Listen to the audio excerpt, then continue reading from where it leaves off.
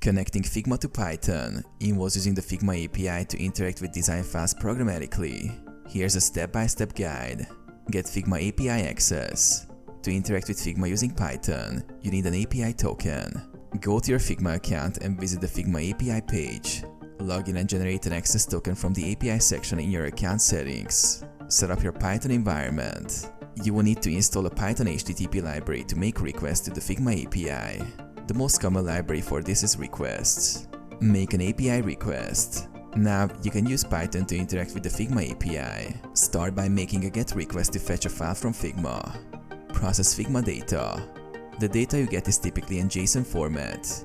You can parse this to extract and manipulate design elements like frames, components, or styles. Automate design tasks. Once connected, you can use Python scripts to automate tasks like exporting assets, generating design reports, or interacting with design elements programmatically.